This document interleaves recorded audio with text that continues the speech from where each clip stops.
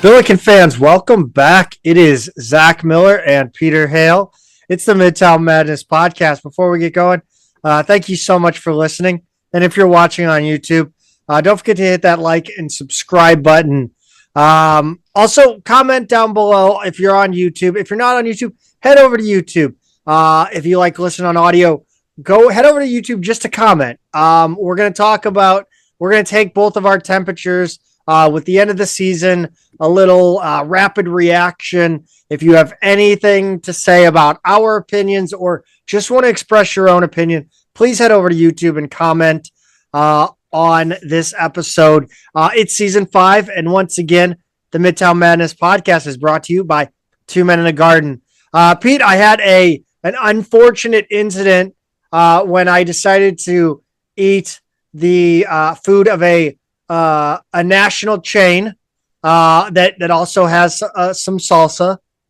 And I had an unfortunate experience. Thursday night was rough for me. We'll leave it at that. So I'm dragging a little bit, and I know now to never stray from Two Men in a Garden for my salsa under any circumstances. It is my absolute favorite local salsa, especially.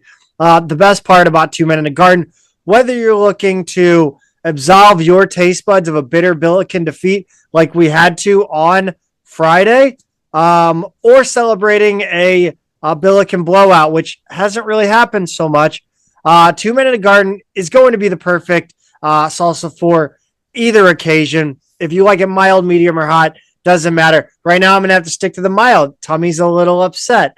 But no matter your taste, Two Men in a Garden has you covered with salsa that is sure to elevate your post-game snacking. Look no further than Two Men in a Garden salsa. It's made fresh with simple ingredients and a ton of flavor.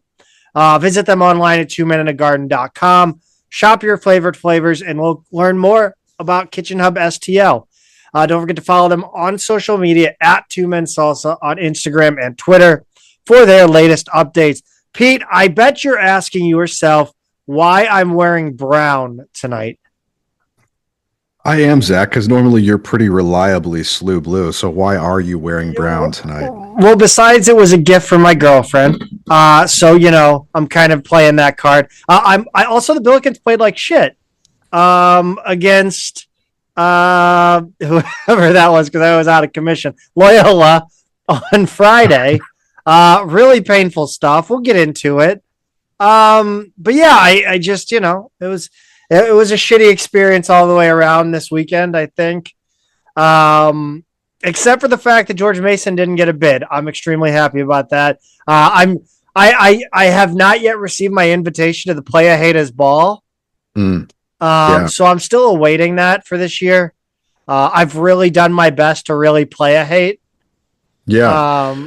Well, it's interesting, Zach, because as much as everybody it seems like a lot of people in the A10 were trying to rally around George Mason and really kind of root them on. It seems like a lot of neutrals were pushing their way.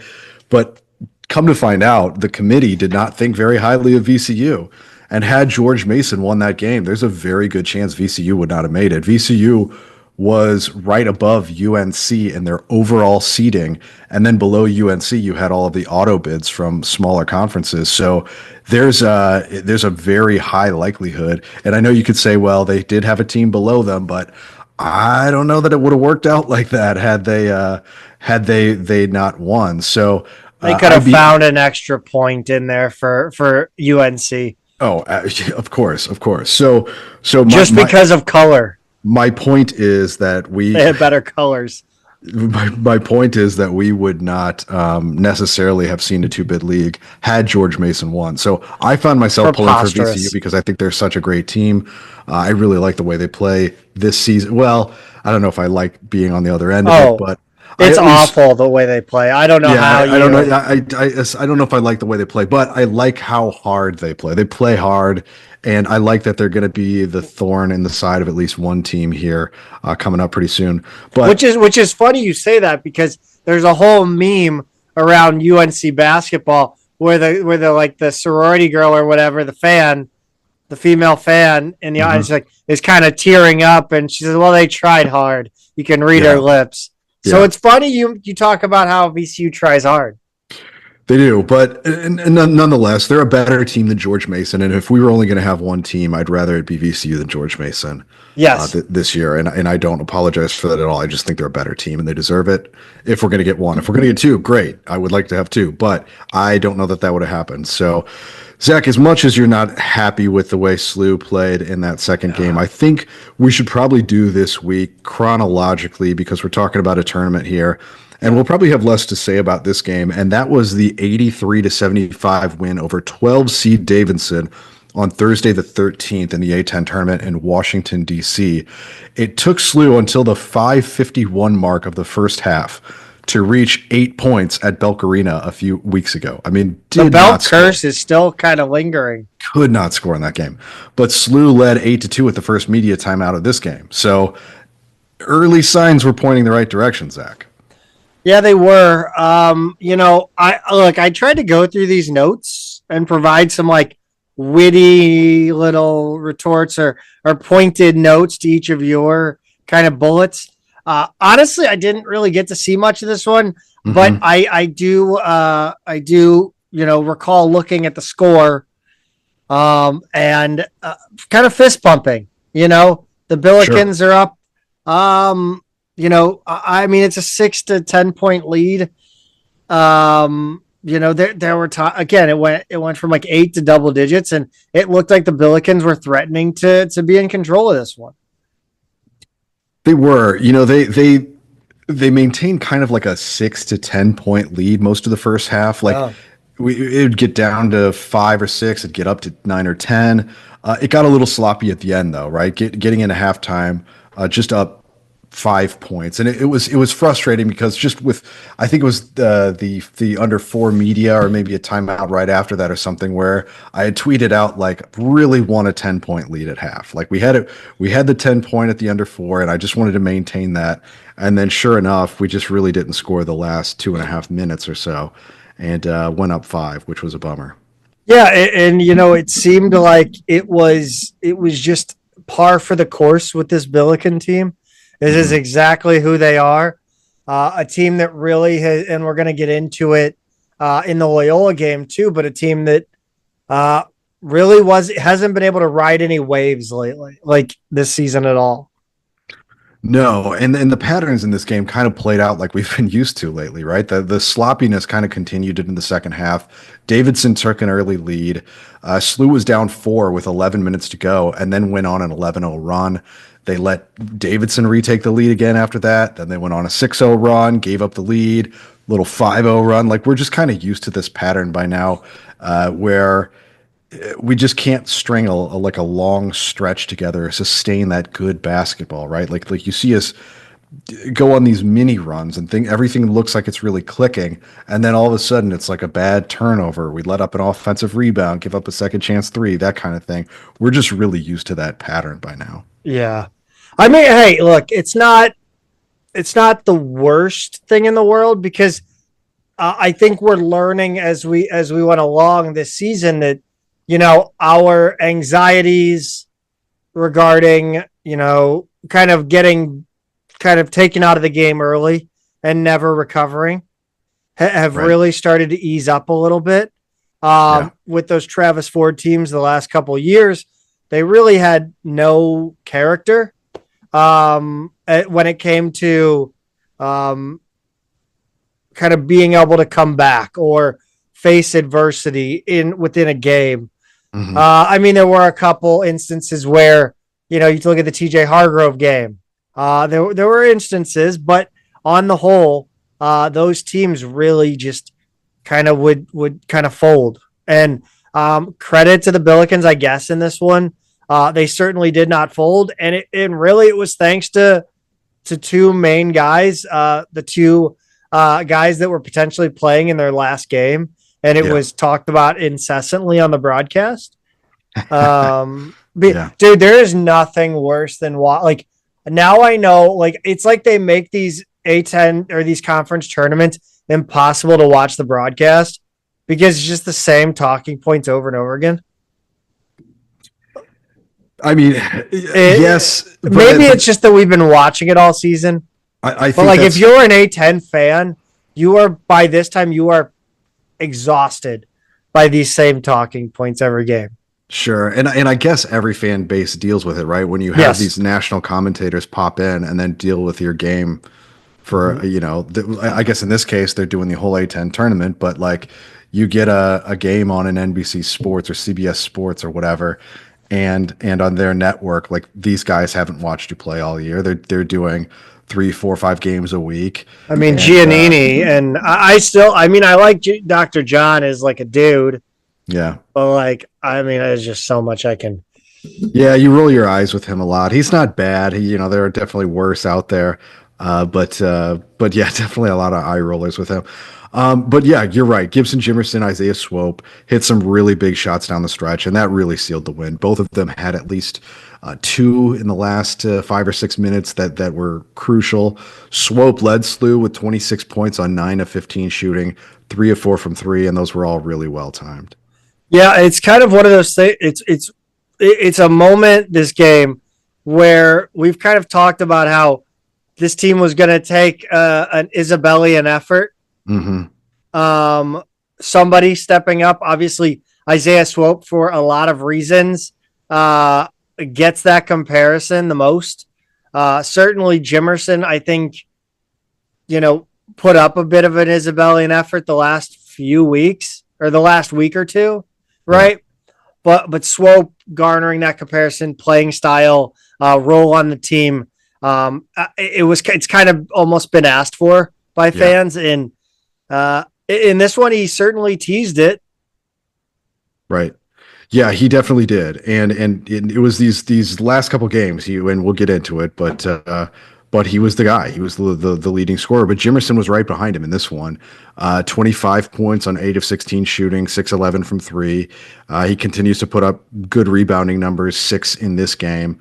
Robbie Avila somehow had a quieter game than those two, but still managed to flirt with a triple-double, 13 points, 11 rebounds, 7 assists. He was only 1 of 5 from three, but that one was a big one. Yeah. You know what? I'm highly critical of Avila. He's come in with expectations through the roof. And I just don't think he's been there. But it feels like when Robbie does have his bad games, and SLU wins, it's because whether or not he's played rough or not been on the scoreboard or done some things very noticeably adversely affecting the Billikens, he shows up in crunch time and makes a big shot. Mm-hmm. And when he does not do that at least once, it feels like the Billikens don't come away with when he struggles throughout the game. So at some point, SLU this season has needed Avila to show up in crunch time, and in quite a few of those games just hasn't been there. In this one, of course, he hits a major three to really propel SLU to a win. But yeah, I think we'll have a lot more to say about Avila in the next game. Yeah. But for now, I want to highlight Amari McCautry, who he likes this Davidson matchup, right? He played really good defense. He played well down at Belk. In this game, he ended up with 15 points in 19 minutes off the bench and really contributed a lot all around, not just the scoring. Yeah, I feel like this is the tipping point, right? Of course it is, because we're at the end of the season and going into next season. McCautry is going to be a sophomore. He's gotten an absolute kind of invaluable experience this season, but this feels like a game where McCautry kind of cemented expectations for next season, where he's going to step up and, if not be a starter, he's going to be a heavy contributor off the bench. Yeah, I think you're right. And I want to circle back to him in just a second, but Kalu Anya, Kobe Johnson, not as much in this game. Anya with 4. Johnson went scoreless despite playing, 33 minutes and 35 minutes, those two respectively. But Anya and McCautry did excellent work on Reed Bailey once again. He finished with 10 points, about half his average led the A10 in scoring this season. They held them to 14 in that first game at Davidson. So a really impressive job by these two to hold them to 24 over 2 games. I think any SLU fan, if you said we're going to play Davidson twice, would you take 24 points combined out of Reed Bailey in those 2 games? There's no question that you would, right? Yeah, I thought, they were both very good. I thought McCautry was better. But when both of your guys show up like that and take away kind of the prime go-to guy, it's going to bode well for the end of the game, what the score is going to look like. So, we always have one. Go ahead. Oh no, I was just gonna say you were gonna take it, but I was gonna let you wax emotional. I don't know, wax something about the idea that a random opposing player always goes off on the Billikens. Are we doing the Dayton thing where they think the experience is unique to them? Or is this every like a little main character syndrome? Yeah, no. Are we dipping into that? So I think of it like this, Zach. We have a big 3, right, on our team, and it's typical that one of those 3 guys or 2 of those 3 guys will really have a big game. We just talked about Swope going 6 of 11, or no, sorry, Jimerson 6 of 11 from 3, Swope 3 of 4 from 3. That's painful, but those are guys you scout around, if you're the other team. Zach Laput on Davidson, the guy who went off on the other team, 4 of 5 from 3, 80%. He's a 28% 3-point shooter this season coming into this game. So it's not Reed Bailey. It's not Connor Kuchera. It's not any of their guys who are their big shooters.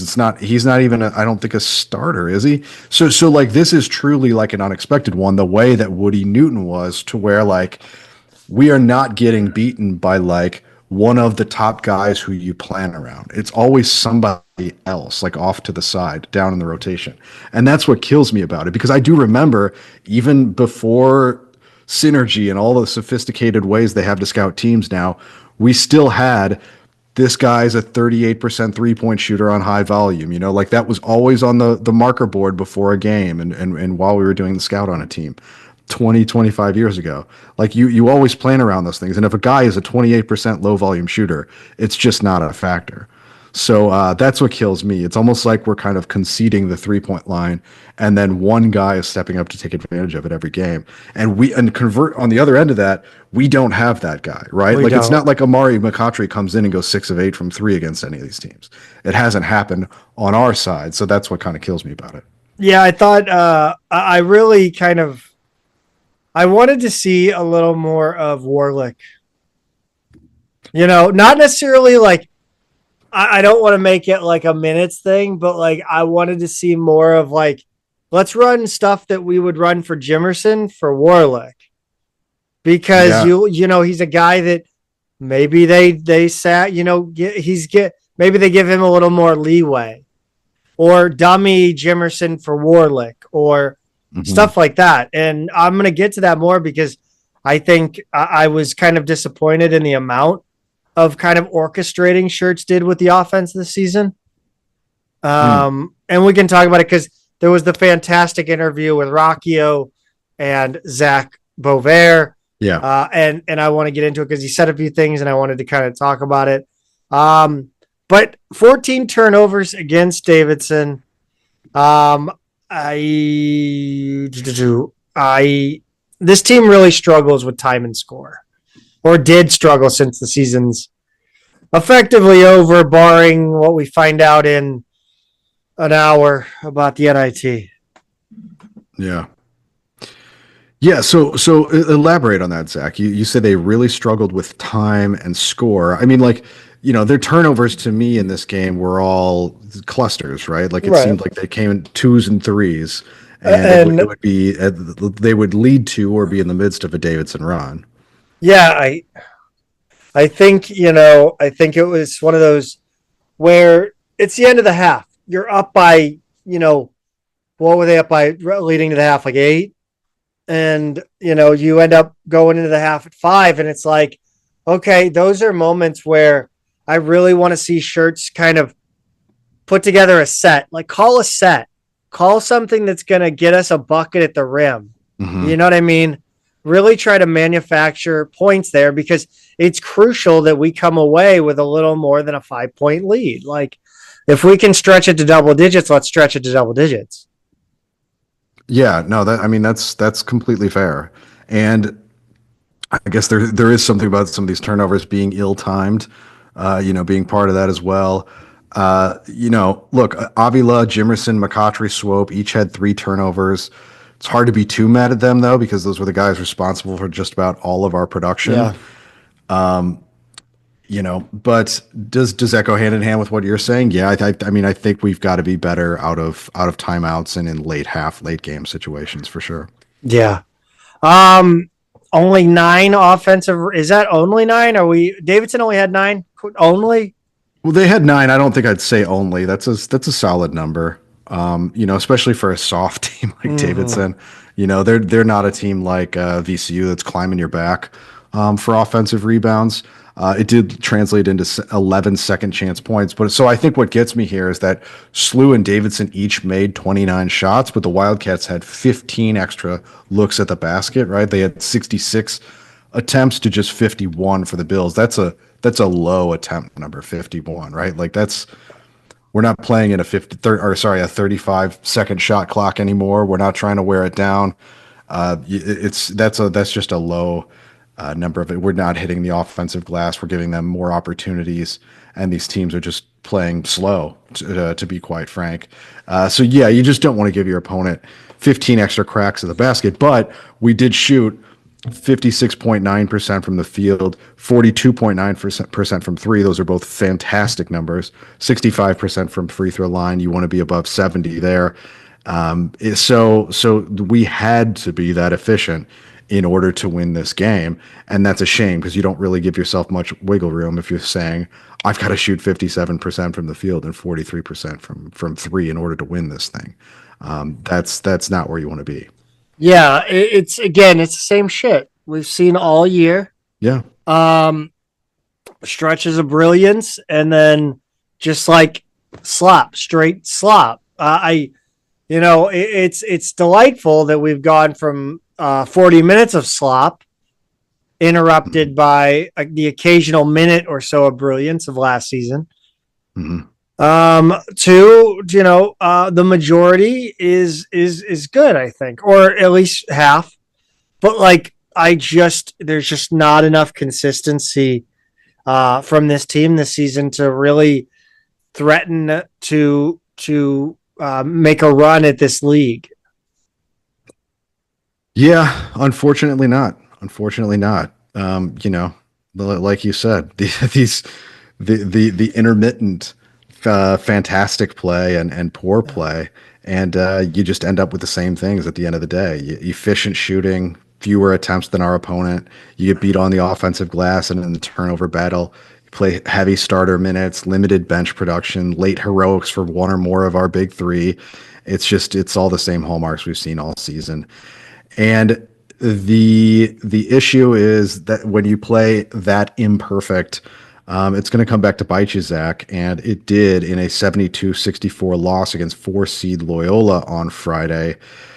This one was difficult from the jump. It was a painful first half, and we just couldn't get into a rhythm offensively. You know where we are? Yeah, Pete. This one was wholly unpleasant. Yeah, it was, Zach. But I think you heard like Bovair and Rocchio talk about this one a little bit. What happened? Well, not necessarily this one, but it's one of those where, like, again, I in this one there were so many opportunities for the Billikens to take a lead or to get a bucket to draw within real striking distance and really put some pressure on Loyola. And Loyola was trying desperately to hand this to the Billikens in the second half. And The Billikens are in the NIT.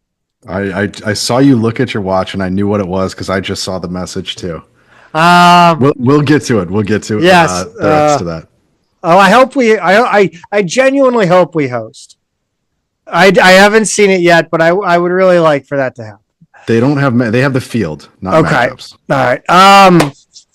Anyway, yeah, I thought, with this one, I thought I'd bring it up. The Bovaers in the Rockio interview said that the offense is really doing its best work when Shirts is hands off, and I get that.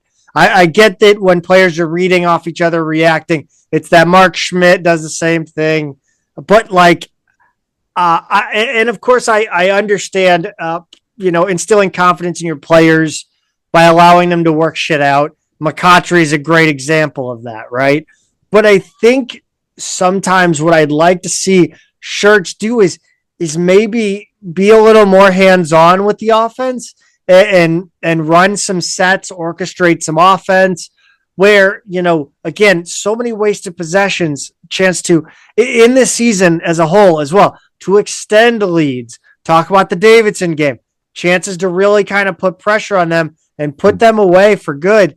It just never happened. And if we're not getting out in transition on a turnover or a missed shot, and it's, say a 5-point lead, that's a 2-possession game. You get a bucket, now you're at 7. Or, a 9-point lead, you get a chance to bring it to 11. It changes the dynamic, right? I would love to see us try to manufacture a bucket at a crucial time and maybe have Shirts get his hands in there and try to, give his team a little edge. I mean, we're going to talk a lot about expectations, and an expectation of Josh Shirts as a coach. Again, really love Josh Shirts as a hire when it happened. Still really like it. Still on the whole positive about where the program is headed. It's a positive trajectory still. However, again, it's a crucial time. We're trying to win games. The team's not necessarily getting it yet. You haven't fully instilled the system. Why not try to work with them, work them through it? And I think that was where my frustration comes. Coming in as an offensive, a wizard or a kind of a savant, however you want to describe him. He came in with an offensive pedigree, and I just don't think I saw it kind of enough with him getting his hands in and calling sets. I think it just comes down to a matter of consistency, especially in this Loyola game. There were times where you're just like, why is no one moving? Mm-hmm. Are they tired? What's happening here? And to me, it's just all about consistency, because we've talked about it a lot already on this episode, but there are just stretches where everything's clicking and looks great. And there are stretches where it looks like it's our first possession of the preseason, and you just don't understand why. Look, Avila was held to just 1 point in the first half as they completely swarmed him. In the first half, Jimerson was completely mugged off the ball. He was the whole game. He went 0 for 4 from outside. He only got 1 look from outside in the second half, and that was a miss too. But back to Avila, Zach, how much do we put on him, and how much do we put on the other 4 players for not moving? Well, see, here's the thing about that. First of all, I want to say that Jimerson being mugged like a 1990s New York street goer. I mean, it's literally awful. But it's a hell of it's literally he should probably just retire after that game. Not because he was bad. This isn't a shot at Jimerson, just because that's the perfect way to end his career, because it's the exact thing he's been dealing with for 6 years now. Yeah. That's the send-off right there. That's the final chapter. That is the quintessential Gibson Jimerson experience in the A-10. Just being absolutely abused off the ball. Yes. Like a rented goalie. But I want to ask you, because everybody kind of I have my thoughts on Robbie Avila and how much this where this blame goes for Avila in this one and in other games, but I want to know how much from your perspective, how much is this on Avila? How much do we put on Shirts not getting these players to move off the ball? Again, maybe not getting the players to move by orchestrating a play, and then how much is just on the 4 other players on the court for not moving. It's probably equal blame on everybody. I have a hard time saying, well, that's all on Shirts. I know he'll take the blame, or the buck stops with the coach and all that kind of stuff. You see him getting frustrated over there, right? You see there was a broken clipboard in this event. I know it wasn't this game, but I think it was the Davidson game, right? That's the shit I've been looking for all season out of anybody. So and I can, I'm dealing with a lot younger guys, but I know as a coach, no matter how many times you say something, they just don't do it all the time, and you're just like, I don't know why, because I'm watching it, and all you have to do is that, and you have to do that, and we've gone over this 100 times, and they still don't do it, and that happens even up to the professional level. So I think it's kind of equal all around if I'm assessing blame. The guys off the ball have to move. I know they're tired. I know it's been a long season. I know they played the day before, and by the way, this is where having that double bye is so crucial. If you flip the seed, it still probably goes a little bit better than it did. Mm-hmm. So yeah, there's I guess a lot of blame all around to be assessed, but I don't want to put it on one person.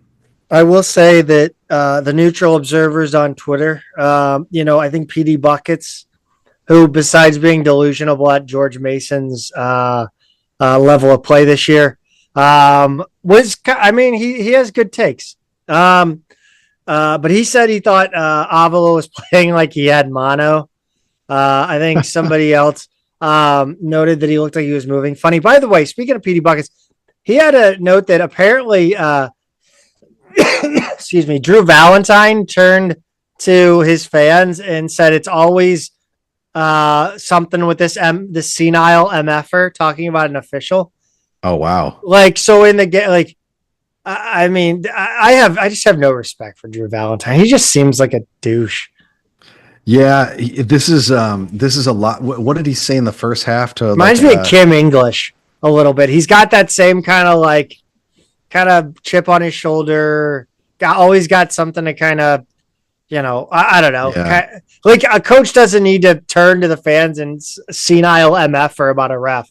We have enough issues with and then he said something in the first half at SLU about paying the refs or something like that to a fan, and you're just, so what are you doing, man? I mean, it's like Kim English replying to us on Twitter. Like Kim English does it, but on Twitter.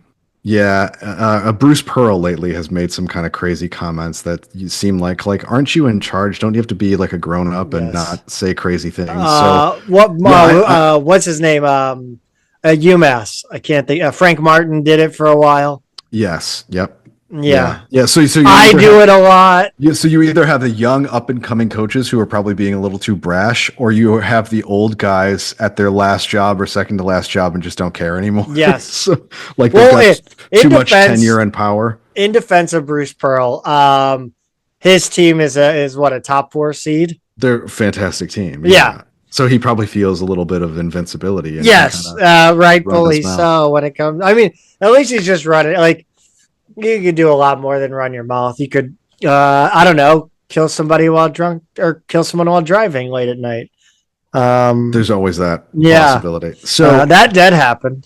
On the other end of the floor, on that note, Loyola wanted to take it to the rim. It mostly worked. 20 points in the paint in the first half. They got plenty more in the second. And Zach, it seemed like they knew who to take it at. Yeah, this was just this was the most agonizing thing to watch in this first half, especially because they were just backing down Avila. Avila was, it was the strategy, right? I get what they were trying to do. I think the announcers noted that they might have been sagging too far, but they were sagging off Miles Rubin's Stranger Things looking ass and whoever else is down low for Loyola, and they took it right at Avila. They dribbled right at him, backed him down, and just kind of threw hook shots over him. Didn't really it was zero effort. There was not a lot of effort to be given by Loyola at this point. Yeah, no, I don't disagree with you there. And then Slew throughout this game, numerous chances to take over. In the second half, it seemed like no matter how frustrated we were never out of this game. No, amazingly. Loyola left the window open, whether it was a crack or wide open. They left it open a lot, like the whole game. So I guess you could argue the defense was good enough, to keep us in it. We just could not take advantage of any of those opportunities, though. See, here's the difference between the 314 day storms and the Billikens. Mm-hmm. The storms blew all the doors wide open around town. Yes. The Billikens could not. They could not. They did not have gale force winds. No, every time, like there's a stretch where Avila missed the front ends of 1-1 chances twice in a row, right? And the second came when Slew was down by just 3. It was incredible. Like, I just need a little focus there. Mm-hmm.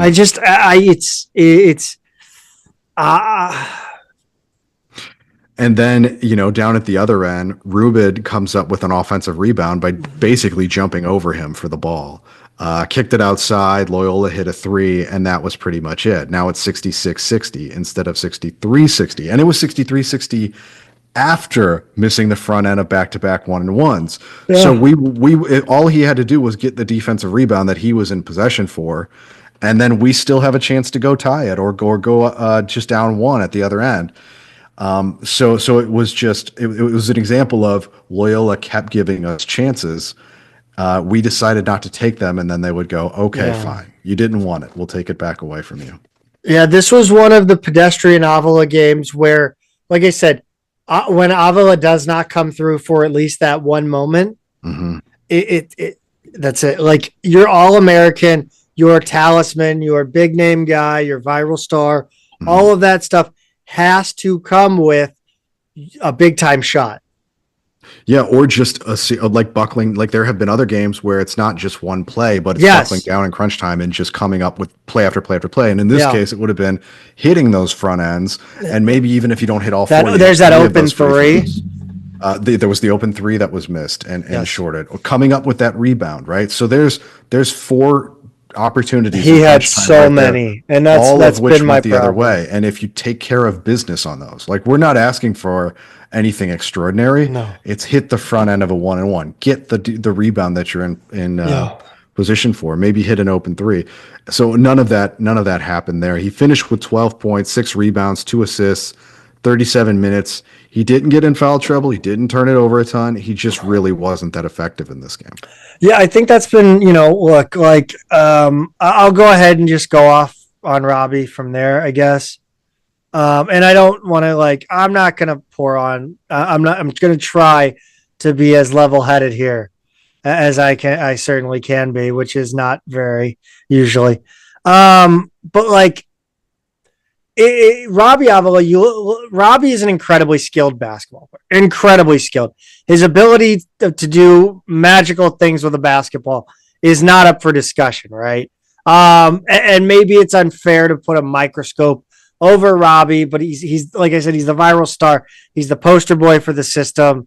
He comes in with all the fun nicknames, the NIL deal, all the talk about we need to get him an NIL deal with Clarkson Eye Care or whatever. He gets the Cadillac from Bomarito.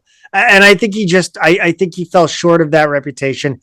And it comes down to just not, either not having a standard Robbie Avila game, or when he's not having it, being the guy that comes up big in the little spots.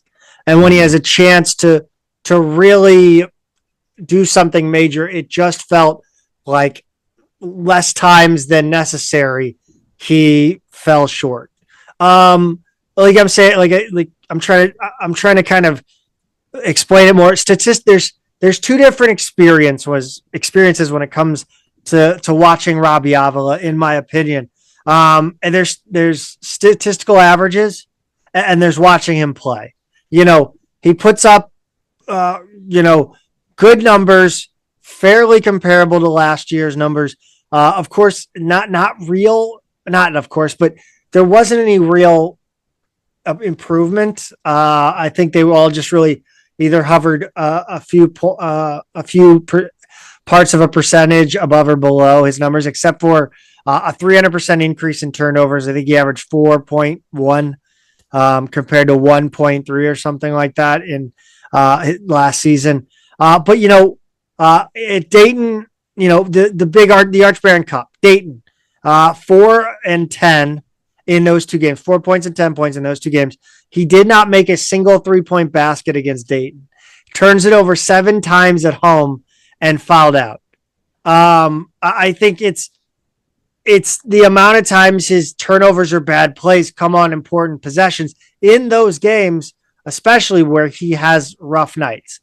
You need that star to step up and really be like, no, this is my game, and we're going to win this one. And you saw that quite a bit with Swope. It came early in the season, and Swope was a little loose with the ball, and that changed. He improved, and I just did not see that from Robbie, and that's what drove me kind of nuts. I just don't think he produced to the level of hype. And in the area of paying players, you bring up the conversation of, did he pay up to what he was paid? And that's kind of where we're at.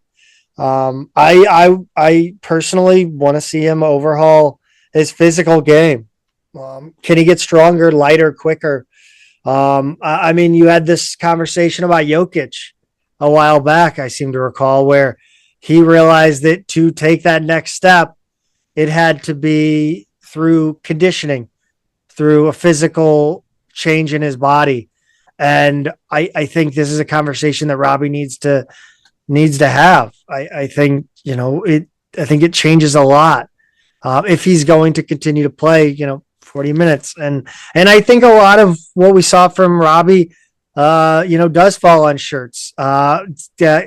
Shirts needs to put a team around him that can move, that can give Robbie options to pass, whether or not they're scorers. I don't know if that matters. I think we just need a team of guys who know how to cut and how to put themselves in positions for Robbie to get them the ball. And of course, I think a team that needs to play more than 6 deep. I don't know. It wasn't all Avila in this one, but I think Avila comes with the expectations, and that's why he gets some of the blame. And I think that's the territory. Yeah, I think that's actually all pretty reasonable. I was listening, I was seeing some of your comments yesterday and other times recently where you've been pretty frustrated with him. And I was like, okay, I wonder where this, when he talks about Avila, where's it going to go? I think that's all pretty reasonable. The physicality is one thing I want to touch on right away, because that's something that Shirts highlighted coming into this season. And Robbie knows it, and he's been on a different, nutrition and diet plan since he's been on SLU's campus. And I know he's got a ways to go, but the thing that Shirts and Avila has said about the feedback that they've gotten so far, whenever they talk to pro scouts and everything, they say number one is the body. He's got to work on that body, right? It's going to give him more mobility. It's going to get, like, a lot of the things that he does and looks kind of slow doing is just going to be a little bit more fluid doing. So yeah, you don't even have to get stronger to get a little more inches on the vertical. You just go walk on the treadmill for a while. I mean, you drop 10, 15 pounds. Yeah. It's like, wearing a weighted vest and then you take it off and you're like, oh yeah. And I know it's not that sudden and all that kind of stuff, but yeah, the point being, he absolutely does need to work on the physicality. I think that's fair. That's true. I do, like you talk about Shirts and part of it being on him. There is a roster construction aspect about, like, we saw how well Avila worked last year with that roster, right? And I think that roster was a little bit, the starters anyway, it was a better built team to kind of suit each other's strengths. Swope didn't have to be the primary guard. Avila had some more shooting options, right? He didn't have, a Johnson and an Anya who really weren't offensive threats. He had more guys who were shooting threats. So I think Shirts realizes what he needs to do in order to maximize Avila's potential and his value. And I think that's certainly going to be something that they address in the offseason. I think we do need to return to the fact that our roster completely got cratered. We had our top 5. You're rolling your eyes, Zach, but it makes a huge difference when our subs are guys who were not supposed to play this season. I mean, our subs, we lost all of them. We didn't have Kellen Thames. Larry Hughes just walked out. Everybody, Casey, Dotzler, who I think probably may have been the biggest loss. But we don't know. Okay. My point, though, is that, like, Dotzler, again, we don't have concrete evidence. Does he become the primary ball handler? I hope. But again, like, but like, primary ball handler changes the equation.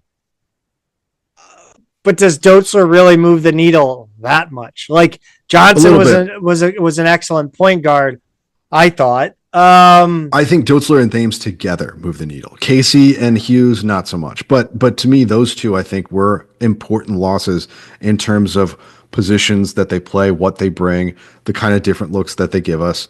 I think that was crucial. As much as we can look at this starting 5 and say that's not the ideal starting 5 to build around Robbie, we still had some I don't know, some issues from those injuries. I want to at least acknowledge that. Yeah. Can the roster be better built? Sure. And I hope that's what we're doing next season. So anyway, I just want to acknowledge that before I say. Yeah. I have issues with the way the bench was used early in the season. Robbie goes out with an ankle injury. I think I said it last episode, or I've said it before, that I thought, why not put Picard or Brockhoff in there in that Robbie position, so that Anya doesn't have to play out of position in a role that he's not going to play when Robbie comes back. And then you give crucial reps to guys who you might need in conference play. And then your bench expands a little bit. So I love that McCautry got run. I love that Warlick got run. I just, I thought that I think I said in the Discord right before we got on, I think we could have gone 19 and 14 with using a more expanded bench. And that to me kind of sucks, but yeah. Yeah, it's a fine line, right, between us. We had a lot of close games. Some of them we pulled out, some of them we didn't. And I would have liked to think a lot of those wouldn't have been close games if we had full availability, but we'll never know. No. Look, in the meantime, just to circle back to this game and finish it out, Kobe Johnson had another offer. 4th time in the last 6 games. I can't explain that at all. He hasn't scored in double digits since the Valentine's Day game at Loyola, and that ended a month stretch where he was arguably the most consistent player on the team. Just a really strange way to end the regular season for him. Yeah, it's interesting, of course, his kind of, I don't want to say decline, because again, I really don't. I don't think, I don't want to put a negative spin on it, because I thought he was a really good player for us the entire season, and he performed admirably again. My take on players is kind of from expectations, right? But I think it kind of coincided with McCautry and Warlick getting more minutes and getting a little bit more expanded role. I would have liked to see a more aggressive Kobe Johnson, because he has that floater, and I think we can talk about it in a bit, but that mid-range game, I want to ask questions about, and McCautry has that specialty move that I thought could have been useful in a lot of games where we're having trouble getting to the rim and our shots aren't falling from 3. I don't know. Yeah, McCautry. Look, he's one of those where I think it comes down to decision making for him. It's an experience thing. Anya had 9 and 4 in 19 minutes. He made some good plays, made some bad plays. Whatever. That's Kalu, right? McCautry, though, he fouled out with 2 points in 22 minutes. This was not his best game. He got his layups blocked. He had some bad turnovers. He got called for some phantom fouls in the last minute. I don't understand. It was just a tough outing for the freshman, and we see those. And we've seen other games where he's kind of been a hero. We know what he's capable of. To me, it's a mentality. There are times where he takes those layups, the ones in this game that got blocked, where you're just like, what are you doing? Like you're not going to the rim fast. You're like, everybody sees what you're doing. And then there are other times where I'm like, Amari just take it to the rim, man. Yeah. And he doesn't. So I think for him, it's making those right reads, making those right decisions. And he's a totally different player. He's got the ability. It's just putting it all together. So that, that's This where I am with him. Yeah, Amari, we get. I think Amari deserves all the credit in the world for what he's done this season, the way he's overhauled his game. Mhm. I think Shirts is a huge has enabled that. Putting like they talked about him being a point guard on the scout team. I think that's going to pay major dividends. It paid some this season, but I think it's going to pay major next season. It adds just another person that can handle the ball. But Dylan Warlick probably had his maybe his best, at least his most minutes performance in this one. Yeah, it wasn't his best game. It could have been, based on his first half, things were going well. He had 7 points in 21 minutes. I think it all came in the first half, or at least 5 of them did. He made some hustle plays. He drew a couple fouls on Ruben, getting him to kind of leave his feet. But he also does have a tendency to bring the offense to a complete halt. He'll get the ball in low and then kind of pivot, head fake, pivot, head fake, head fake. He just doesn't have the vision. Yeah, it's just maybe he's got to get the some the bangs out of his eyes there a little bit. I know he's a werewolf, but I do maybe put on a headband or something. Yeah, get one of those the thin headbands. Get a thin headband. Yeah, right. Yeah, like a soccer. Soccer exactly. Player. So anyway, I think going through all of those guys, Zach, I think we do finally have to acknowledge the 30 points that Isaiah Swope scored. Unbelievable. Someone wanted to win this game, right? Yeah, it was. That's kind of what happens though when you're gonna. It's kind of you can shut down 2 of our big 3, but not all, and you can win that way too. Apparently, yeah. Again, he was Isabelling. I think I can certainly say that with confidence, but he didn't get any help. No, he just didn't. The box score is so disconcerting in this one. You score 64 points. One guy's got 30 of them. You go from 30 all the way down to 12. The next performer was Avila, who had 11 of those in the second half, and then everybody's single digits from there on out. It's just not the kind of scoring balance you want to see. But Loyola was like, okay, we're going to make one guy beat us and not 2. You're absolutely right there. If you can't shut down all 3 of them, cut off 2, and I think Swope's probably the one you want to make try and beat you, right? Because Avila is just a little bit more dynamic in everything he does, and if you can cut that off, you can kind of cut off the engine to our offense, and then you've just got guys who are going to chuck.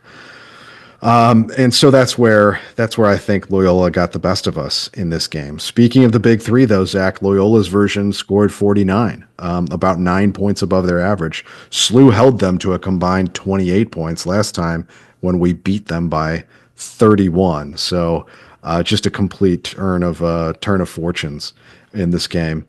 Turnovers were not really an issue, just 10-9 overall, but those did turn into 13 points for Loyola and just 5 for SLU. But the issue, offensive rebounds, Loyola had 10, including a couple absolute backbreakers in the closing 2 minutes.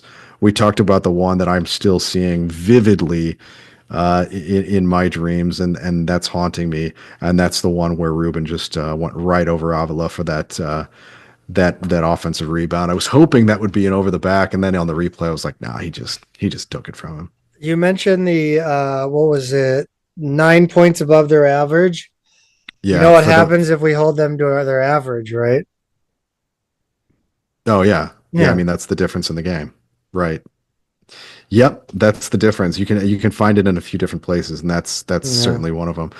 So even if second chance points overall were not decisive in this game, except for that 3-pointer that put them up 6 at the end, it's just a matter of those opportunities that they're taking away from SLU, eating clock while giving themselves extra chances, and that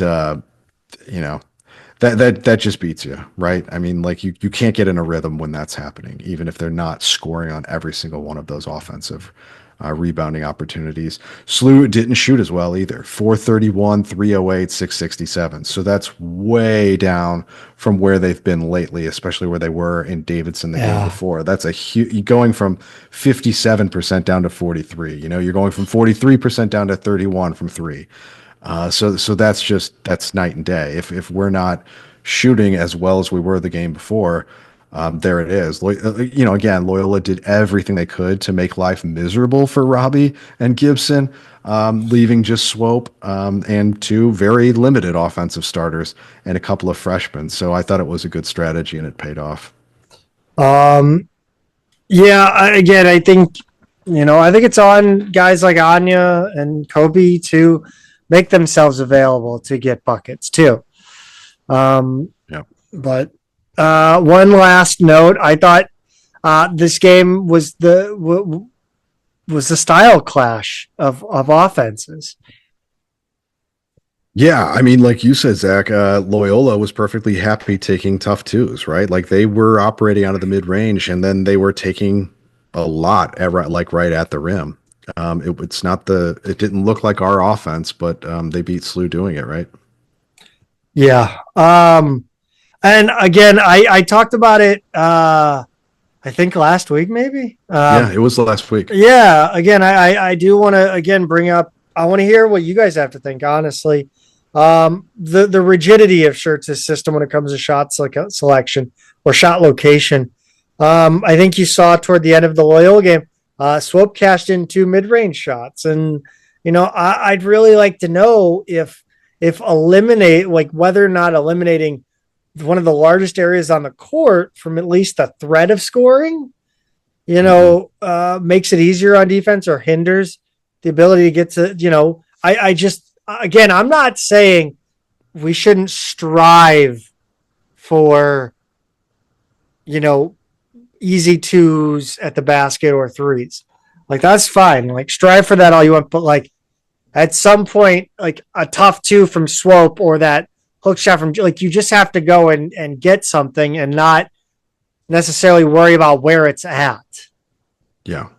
And I wonder how many times we had a shot clock violation or a turnover because we were trying to force feed a pass inside.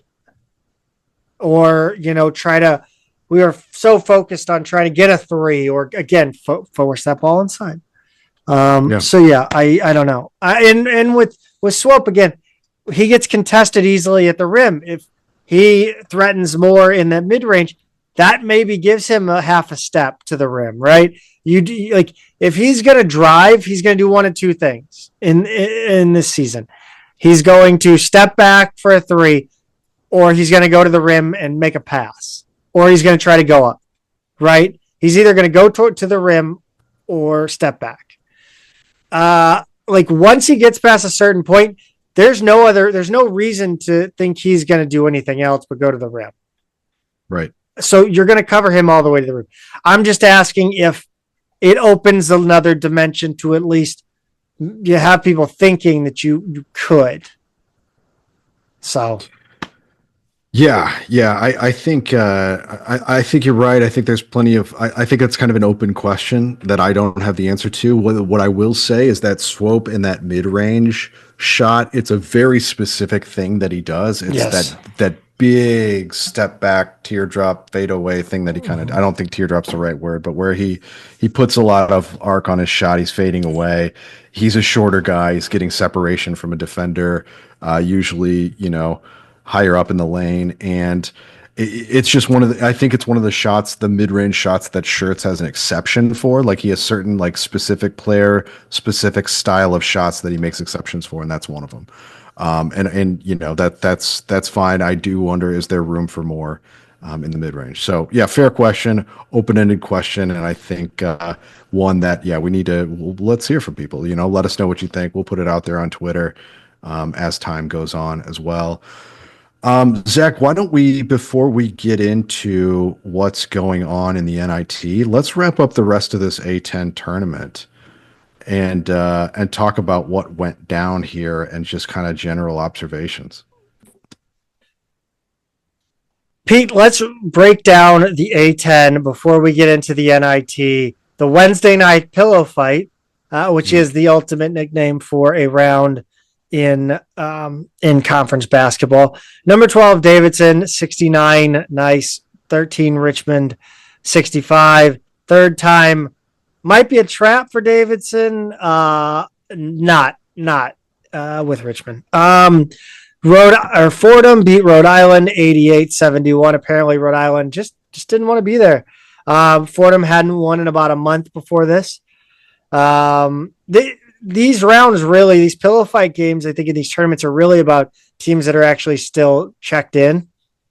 LaSalle 78, UMass 71. That's about as beautiful as it can be for a UMass program leaving the A10. So long to University of Massachusetts at Amherst. Good luck in the MAC. Yeah. No kidding. Run down Thursday for me. Yeah. Let's run down Thursday in this tournament, the second round. Number 8, St. Bonaventure, 64. Number 9, Duquesne, 59. The Dukes led by 13 with 13:35 left to play. St. Bonaventure tied it with 2:19 remaining and took the lead 40 seconds later. Just brutal choke job by Duquesne there. Number 7, George Washington, 88. Number 15, Fordham, 81. Pillow fight wins only go so far. It was true of St. Joe's. It was true of LaSalle as well. St. Joe's, number 6 seed, beat them 75-70. And then on Friday in the quarterfinals, Zach, number 1 VCU 76, number 8 St. Bonaventure 59. We had number 2 seed George Mason 80, number 7 seed George Washington 65, and then 6 seed St. Joe 73. Beat 3 seed Dayton 73-68 in overtime. They had a big lead. They coughed it up, let Dayton tie it, and went into overtime and won it. I fell asleep. They did. You were really under the weather, huh? Yes. Well, to be honest, it was kind of like game 6 of the World Series in 2011 when the Cardinals went down and I was just like, screw this. I'm going home. I wasn't at the game, but it was more like, I don't really want to watch Dayton win this game. So I'm just going to go to sleep. Yeah. And then I woke up and I saw that Dayton lost, and I was good job, Billy Lang. Yeah. Yeah, I guess I'll have to go back and watch how it happened. I didn't take time to do that. The semifinals, VCU beat Loyola 62-55. And then George Mason 74, St. Joe's 64. St. Joe's clawed their way back in this one. I thought they were dead ducks early in it, but they clawed their way back. I think one of the funnier tweets was, I guess that NBA offense wasn't a great idea against George Mason's defense. And as much as I clown on George Mason for not actually being good, their defense is pretty damn good. They just have nothing else. On Sunday, the final, Pete, I'll let you break this down, but it was a 61-63 win for VCU over George Mason. Finally, I am vindicated, but this was a battle. It really was. It was so physical, incredibly physical. There was a little bit of a scrum at the, about 3-minute mark of the first half that involved Haynes not wanting to give up a jump ball and basically pulling Shulga off the ground with the ball still in his hands.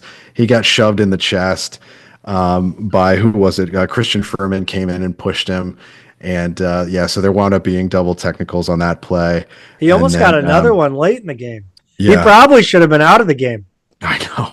The refs did tighten it up, but those teams were just killing each other. So yeah, 68-63 was the final.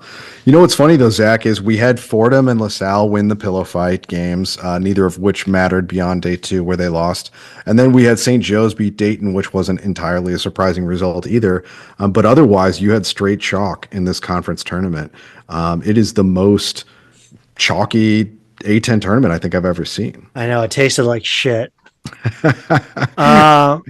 The A10, let's talk. Yeah, that was good. Yeah, that was kind of the way things went, I feel like, across the country. There was nothing too exciting that really went down in the conference tournaments. No. Postseason awards, though, since we're staying in the A10, they are announced on Tuesday the 11th.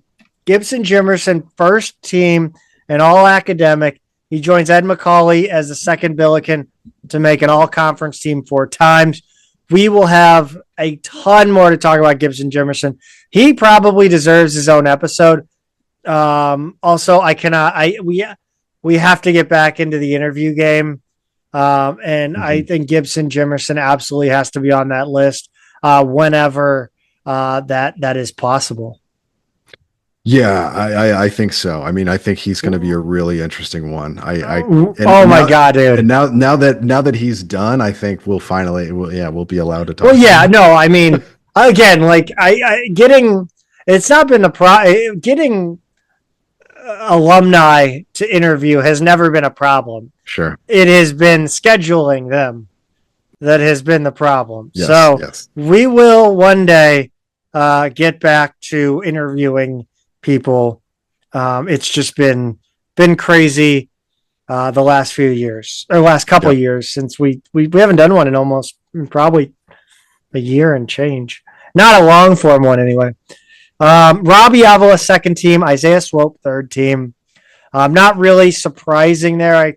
I thought they could have swapped those two, but yeah. And look, we did our own all conference picks as part of 3 Bid League's media poll. We got all 3 SLU players correct when you compare them to the official poll. Jimerson first, Avila second, Swope third. But be sure to go check that out on our teams, like all 3 of them, and our other picks on X if you haven't already. And be sure and follow 3 Bid League while you're at it. I still can't believe you're committing to calling it X. I did there just because I wanted to see if you would notice. I notice because there's not I have not hesitated since it's still like I'm still calling it Shea Stadium. Well, it's one of those things. Like, it would be one thing if it was like I'm set in my ways and I'll never change, but it's maybe the worst corporate rebranding of all time. Yeah, it's so bad. It's so dumb. Well, the George Washington. Would you consider the George Washington Revolutionaries? I wouldn't say that's the worst ever. I mean, it's fine. Would you consider George Mason's new logo? No. Okay. We're worst at the Twitter to X is so much worse. I'm just being bratty. You talk about your A10 Survivor picks because you made it all the way to the finals. Came up a little bit short, Pete. What did you see out there? You know what kills me, Zach, is I was so close on this. So I had George Washington over LaSalle. That was my last regular season game. That was a win. So I went into the A10 tournament undefeated. And the problem was, so did dozens of other people. I mean, hundreds of people signed up for this thing. And then right in the pillow fight, I got bumped down to the second place bracket because I had Rhode Island over Fordham. I thought it was too obvious. Picked it anyway, lost. Rhode Island apparently just didn't want to be there. The next day I took GW over Fordham and I won that. I took St. Joe's over Dayton and barely anybody did, and I got that one. VCU over Loyola then became kind of an easy pick in the next round for me. So it got into tiebreakers from there, and you had to pick who was going to win and by how much. You had to pick total points, and this is for the A10 final, right? It wasn't picking a winner. It was all tiebreakers. Pick total points, pick combined Max Shulga points and Jalen Haynes rebounds, and then pick the leading scorer in the game. And here's how close I was, Zach. I picked VCU by 8. They won by 5. I picked 130 total points, and it was 131, 68-63. I picked 25 combined Shulga points and Haynes rebounds, and there were 26. Shulga scored 18. Haynes had 8 rebounds. I picked Joe Bamisil as the leading scorer and missed by 1 point because Shulga's 18 points were a game high. Bamisil had 17. So had I gotten that margin of victory right, I may have actually won this thing. I would have won the second place bracket, which was $1,000, because there were 8 people who had VCU by 5. And one of them got total points, but I would have been closest on Shulga points and Haynes rebounds. And this was my fault, by the way. I may leading scorer. I wouldn't have had. So anyway, we were really really close on this. Oh well. Well, why is it your fault? Well, I said VCU by 8. You said VCU. That was my one contribution to this pick. I don't know if I would have said 5 though. I'm not sure I would have said 5 anyway. I think we both had coming down to the wire, but VCU shooting free throws at the end. I was thinking like a real bookmaker. We were one made 3-pointer away from winning $1,000 here. So that's why I don't gamble on sports, Zach. That's why I don't gamble on sports. But I appreciate the mouse in your pocket, though. It was it was fun, and we made it all the way to the tiebreakers, so that was cool. But Zach, now the moment everyone's been waiting for. I actually want to bury the lead here because Stu Durando tweeted out that the Billikens were invited to the Crown. Is this changing on the fly? No, they were invited to the Crown, but they turned it down because they didn't want to wait to the end of March to play, which I totally fucking understand. That's ridiculous. The Crown is stupid for not playing till the end of March. But the Billikens, we did find out before that Sunday, Swope players and coaches talked over, and they decided that they would play in the NIT if invited. Yes. Are you excited? Like, we'll forget the temperature. We'll talk about that later. We'll do that. I was going to get your temperature on the season as a whole. I think we'll wait. Oh man, it's not a home game. This is bullshit. It's not a home game. I'm sorry. Yeah, but I do think we need to wait on kind of doing our season synopsis at least for another week, hopefully longer, Zach. We are at Arkansas State on Tuesday the 18th, which is tomorrow. If you're listening to this when it's released, it's 2 days from right now. The game will be going on 48 hours from right now because it's a late one. It's a 9 p.m. Eastern start. And 6 A-10 teams were invited, Zach. Along with SLU, we've got Dayton, we've got George Mason, we've got St. Joe's, we've got St. Bonaventure. And we've got, who am I missing? Who am I missing here? I said Dayton already, didn't I? George Mason, St. Bonaventure. They should have just replayed the A-10 tournament. It is a lot of teams. St. Joe's is the last one. Yeah, so it is a lot. It is a lot from our conference. We're definitely a little overrepresented there. We've got some teams that we've played this season. Wichita State's in there, San Francisco, Santa Clara. So this is a very familiar field to us. You're not going to go very far without seeing somebody that you know in here, Zach. So it should be an interesting event, and it's crazy how quick this is coming up. Going from, I guess the Crown would be 2 weeks from now to playing in just 2 days. Yeah. Why don't you run down recruiting, and then that includes an update on Cameron Hutson. You know, before I do, Zach, I start to take a look at Arkansas State here. Oh, God. Just because that's where we're going to play, right? Yeah, that's fine.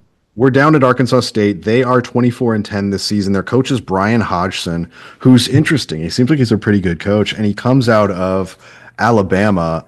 He was a Nate Oates assistant for several years before he came here. Before that, he was at Buffalo. 20-17 in his first year, 24-10 in his second. Tie for first in the conference at 13-5. So a pretty solid team. And Zach, when you kind of look at what they did this year, they lost at Alabama 88-79. So a single-digit loss to one of the best teams in the country. At Arkansas. At Alabama. They beat UAB at UAB 98-89 in overtime. That was a 9-point loss, not a 1 point. I said 9-point loss. Oh, did you? Oh, okay. Sorry. Yeah, so single digit. Yeah. Not single point. And they beat a ranked Memphis team at Memphis by 13. So, this is a team that has done some pretty impressive things on the road. They beat Indiana State on a neutral site and then lost to Rice and Hofstra in the same event. So the wheels kind of came off of that. They play a ton of dudes. They did pretty well here, Zach. They play well on the road. In conference, they lost to James Madison, South Alabama, Marshall. They lost to Troy twice, including once in the conference tournament. They lost to South Alabama twice. They lost a game at Kent State in the middle of the conference season for some reason. They played up there. So this is a team that's road tested. They've played some good teams. They've gotten some good results out of those. If you're looking at their roster, yeah, they do play a ton of dudes. They've got 3 guys in double digits and 2 right below 10 points a game. This feels like a team that runs and guns, throws up 3-pointers, and gets rebounds. They attempt a lot of threes, about 29 a game. Holy smokes. I'm a genius in the country, but they only hit 32% of them, which is not great. That's 288th. They score a lot. Yeah, you're right there. 79.2. And they clean the glass. 54th in the country. Total, yeah, they do. Total rebounds, 40.9 total rebounds a game. That's 6th in the country. This is VCU. They're top We're playing 20, VCU. They're top 20 in offensive and defensive. They throw up a lot of junk though. Like they shoot it's 42.4% from the field. So they're not an efficient team. We're playing Grinnell. Yeah, this is a really interesting matchup. Wow, now that I'm kind of looking at these numbers here. Teams do not shoot well against them though either. Wow, their effective field goal defense here is one of the best in the country. So, yeah, it's ugly, it's fast. There's a lot going on here. They've got a lot of transfers from higher level schools. They've got 2 from Arkansas. They've got 1 from TCU, 1 from Ole Miss, 1 from UMass. DeAndre Dominguez, if you remember him, is a senior there now. He's kind of like their 8th or so dude down the roster. So they're an interesting team, Zach. I think. Yeah, you're not wrong in terms of VCU being a comp here. That's not ideal. No, not at all. Not at all. So once again, we have stylistically a very tough matchup in the NIT, as we saw like with Mississippi State a couple of years ago. Hey, if we win, we could have a date with an old friend, a couple old friends. What? Rock Vice, Phil Forte, North Texas. Yeah, right there. Yeah. Well, giddy up, Zach. This is going to be. This is gonna let's roll down recruiting. Yeah, let's do it. Really quickly in recruiting. Look, there's nothing new this week. I just want to go over our rules for portal season because it's going to happen basically this week. If we hear that a player is mentioned as hearing from or receiving interest from or some other version of that phrase as it relates to SLU, we'll retweet the original post and that's it. If a player visits or gets an offer, then we'll do one of our kind of 3-post write-ups where we mention it and the detail around it, post a little video and giving a synopsis of his game, recruiting snapshot, and then we'll do a 3rd tweet attached to that gives his other offers and visits. Offers to transfers in portal season are kind of hard to track or prove, so visits are often more important. Also, real quick, if a player is mentioned as hearing from, just take it with a grain of salt in a massive list. Because half of those are like engagement farms. Which is why we'll, sometime if I think it's garbage, I won't even touch it. But we'll give it a retweet if it seems legit, and then just move on. You have to be less than I feel like you have to have less than double digit. You have to be on a list of less than double digits. Right. So yeah, like I said, offers to transfers in the portal season they're a little bit more difficult. So visits are more crucial here, and high school recruiting is kind of the inverse of that. We're not going to speculate on possible targets for SLU. There's so many players that hit the portal. A lot of them might be enticing players or great fits, or maybe guys we even played against, but it's just really wish casting, and we don't have the bandwidth for that. Yeah. With that being said, Zach, we're entering the portal. If there's some kind of tie to the program or St. Louis or something where there's just a little bit of smoke, we may make an exception, but we're not just out there throwing darts. Neither of us have the energy for that. We are 1,000% committed to St. Louis University. Respect our decision, Zach. Yes, we are staying out of the portal. We are staying out of portal speculation. That's right. Cameron Hutson, Pete, why don't you drop that knowledge on folks, and then I'll talk a little bit about Davidson, a little bit about LaSalle, and we'll kind of update the people from that point. Yeah, so Cameron Hutson, Zach, SLU signee, led his East Lansing high school team to a state championship this season up in Michigan, which is a good basketball state. That's impressive. Scored 20 in a 66-49 win over Wayne Memorial. It was East Lansing's first state title since 1958. They finished the season with a 28-1 record. To follow up on our other signees, Jax Kerr's team lost in the quarterfinals. I think it was cut his ass in the Oklahoma State tournament, in the, I think 6A is their biggest class. And then Luke Lachkowski's team lost by 2 in the Southwest Prep Conference semifinals in Texas. Not good. Yeah, those guys are on thin ice. Yeah, now we're excited about this. We're excited about all of them. But congrats again to Cameron Hutson. That's quite an achievement. Davidson has announced Steph Curry as assistant GM of their basketball program, whatever the fuck that means.